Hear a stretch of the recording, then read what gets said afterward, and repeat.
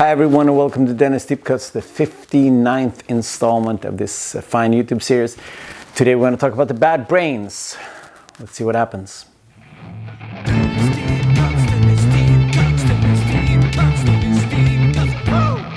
So I've had a couple of busy weeks. I was in the studio all of last week recording a new Venice Casino album, and then this week I'm off to play shows with the casino, and then I'm off to practice with Refused in Uppsala.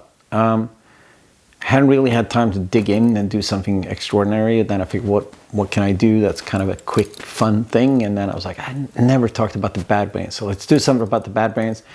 So I'm going to do one of those easy, just best to worst of their albums.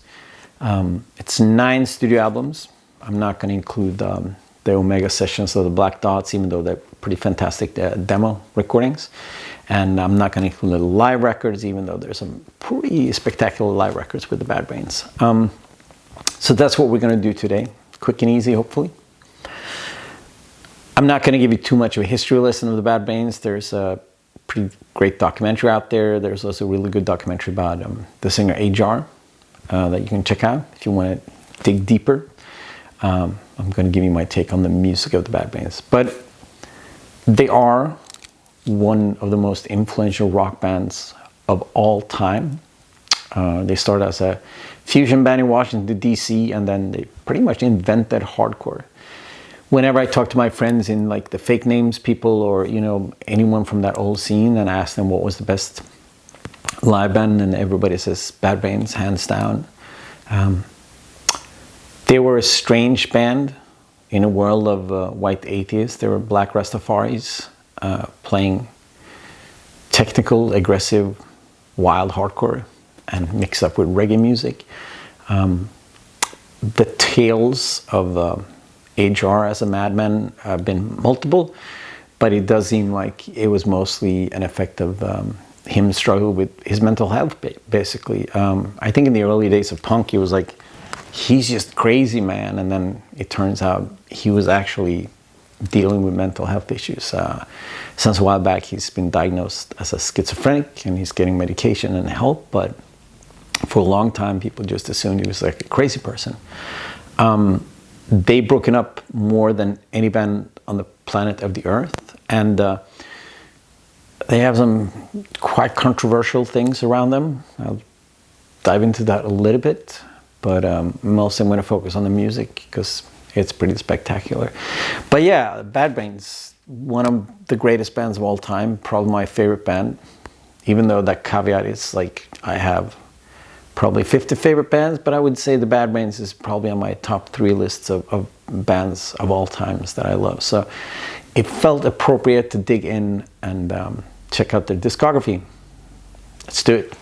So 9th place, and in effect the worst Bad Brains album is Build a Nation from 2007.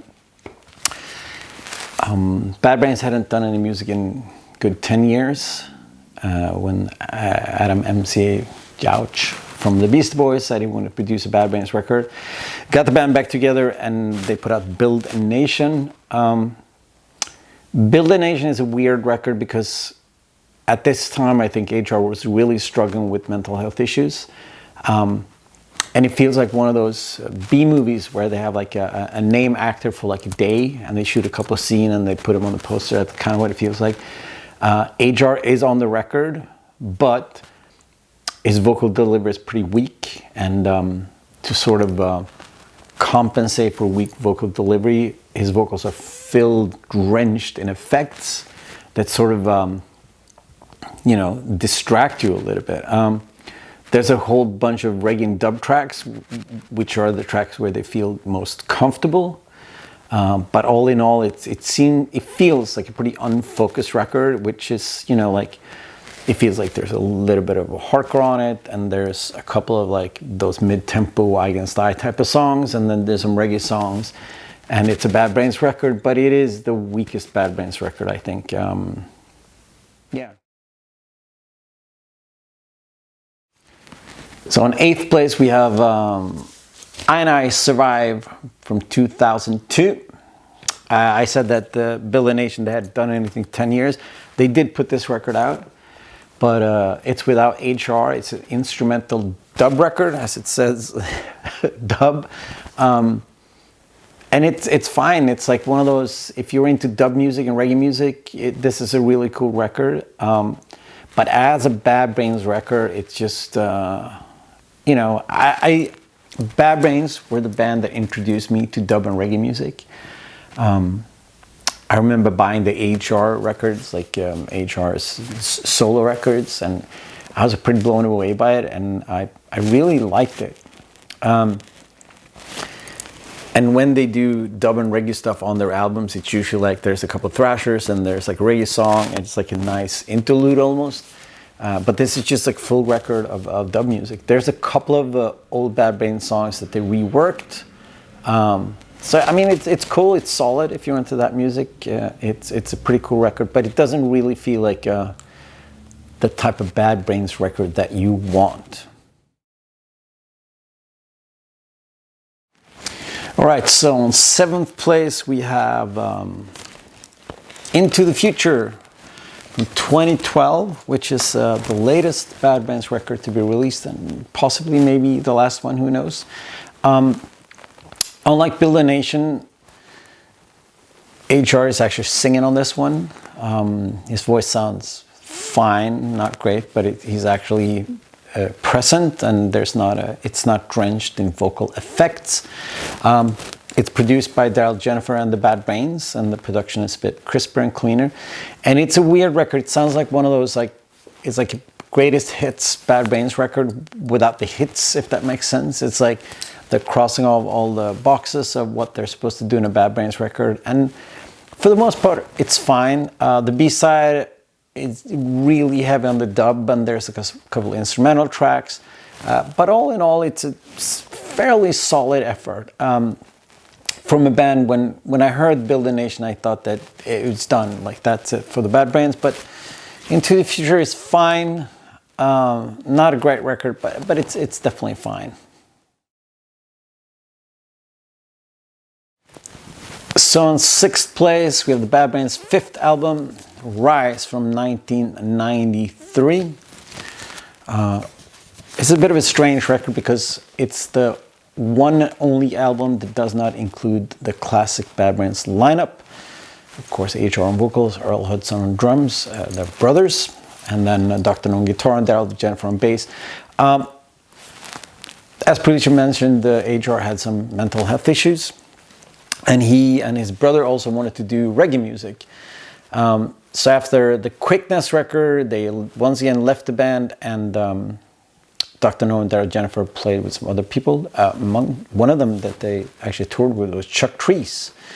That was the original Faith No More singer. 1993, they got signed to Epic Record, the first major label Bad Brains album. And I guess Epic wanted to capitalize on the fact that there's a whole slew of bands influenced by Bad Brains that were getting big at the time. So they recorded Rise with a guy called Israel Joseph I on vocals, and Mac from the Cro-Mags on drums, who had previously drummed on a Bad Brains record. We'll come to that later. To record Rise. It's not a great record. It starts off with the title track Rise. It's actually pretty awesome, and then the second song, Sister Freedom, is also pretty good, and then it kind of goes downhill a little bit. Israel Yosefai has a fine voice. He's trying his best to emulate HR, which is slightly weird. But especially on the dub reggae songs where he sings with his own voice, he's got a nice voice, and he's a good singer. Band sounds great. Their playing is great. I mean, his singing is fine. But the record feels very schizophrenic. It is also one of those deals where it's like there's a couple of fast parts on the record tacked on to these mid-tempo Against I rockers, and then there's a bunch of reggae tracks, and then there's some really just balls out funk metal, and it doesn't gel, it doesn't feel good, and a lot of these songs are just not that very good. It also has a cover of Hair from the musical, which is by far the worst song that the Bad Brains ever recorded. wouldn't really recommend this. It's a bit of a curious thing where it's the only Bad Brains record without HR on vocals. So that's kind of cool, and the first two tracks are pretty fine. Some of the reggae stuff is fine, but all in all, a pretty weak major label debut for the Bad Brains. So in fifth place, we have the Bad Brains' sixth album. It's God of Love from 1995. After the failed Rise record on Epic in 1993, the original lineup got back together for the first time in 9 years to put out God of Love on Madonna's label Maverick. And I think they were really trying to give this a push.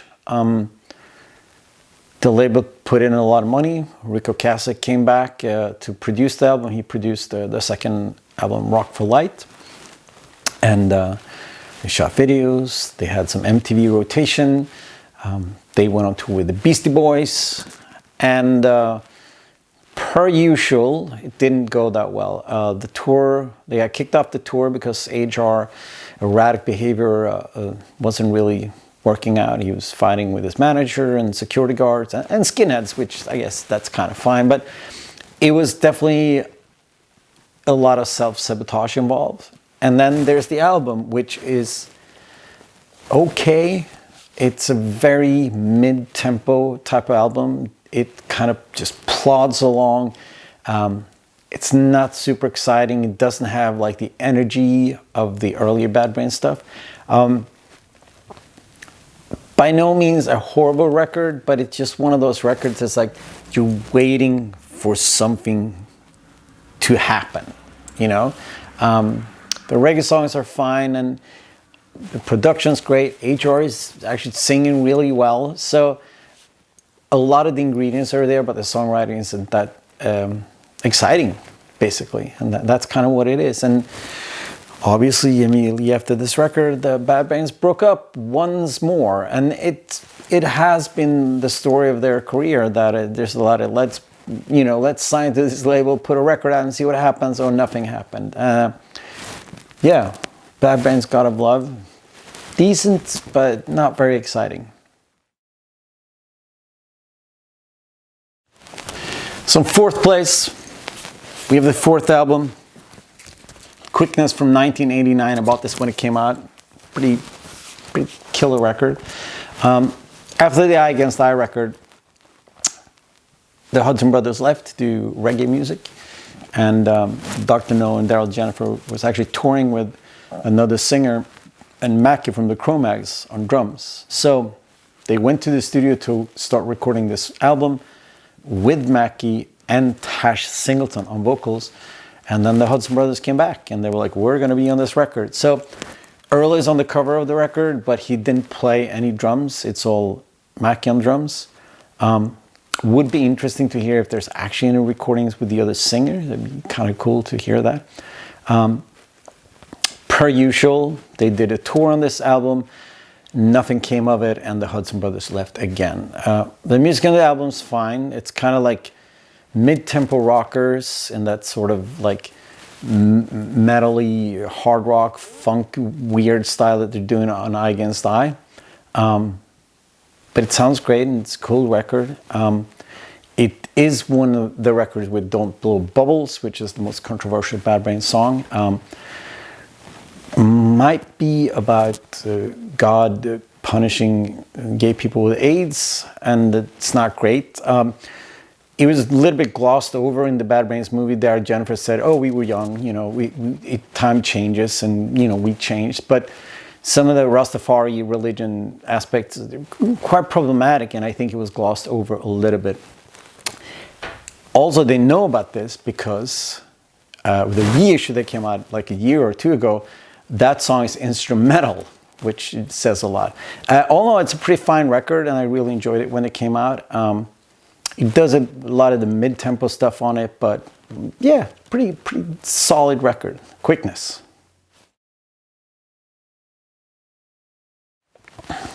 All right, so we're down to top three, and you already know what three records this is going to be.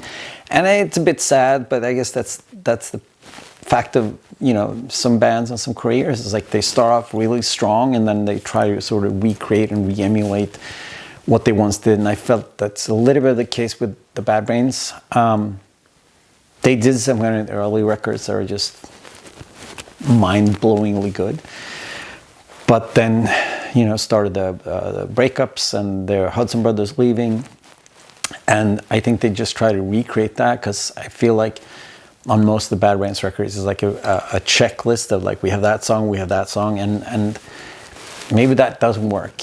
I still think they put out some solid albums apart from the top three, but that being said, the top three, all three records are 10 out of 10. All three records are like on my list of the best records that I own. That's a lot of records, but they're still there, all three records. And it is almost impossible to make a choice of like, what's the best Bad Brains record. But here's what I came up with this week. And also, I would like to make one of these lists where it's like the last two records out of a 10 record career are the best two records. Yeah, let me know if there are any bands like that where like the last couple of albums of a long career are the best albums in your opinion. Let me know in the comments. Isn't that the case here? First three records, the best three records, obviously. And on third place, we have their second album, Rock for Light, from 1983. At this point, Bad Brains already had a tape out and 7-inch, and even though they had the reputation of being the greatest live band on earth, not much happened with them. And I think they're broken up. And Rico Kasich from The Cars got in touch and said, I want to produce your album because you need to have a real album out. And he did Rock for Light. It's one of those albums when you think a pop producer like that, well, pop rock producer like that, could soften the edges of the Bad Brains, which he didn't. Their album sounds great, the energy is great, songwriting is great. There's 5 tracks from the first album, re-recorded, and this is just a phenomenal record. It's just like fantastic hardcore, some fantastic reggae songs, and just such a solid record. Rock for Light. Could have been number 1, could have been number 2, but today it's number 3. On second place, it's the first Bad Brain Records, Attitude, The Roar Sessions, The Yellow Tape, whatever you want to call it, from 1982. This is one of the greatest hardcore records ever made, and this is the standard that they set for the rest of the world to see. It was recorded in 171A, which was kind of a practice space / live venue and / recording place. They did a live show there that was recorded on tape, and they really enjoyed it, so they went back and recorded the album there. This is the German reissue from 1989, which is insanely enough the first time people hear these songs on vinyl, because up until 1981 it was a cassette-only released on Roar. And yeah, this is just a fantastic record. The energy is off the charts. The songwriting is tight. The HR vocals are just perfect. And it's one of the greatest hardcore albums to ever be released. Bad Brains Attitude.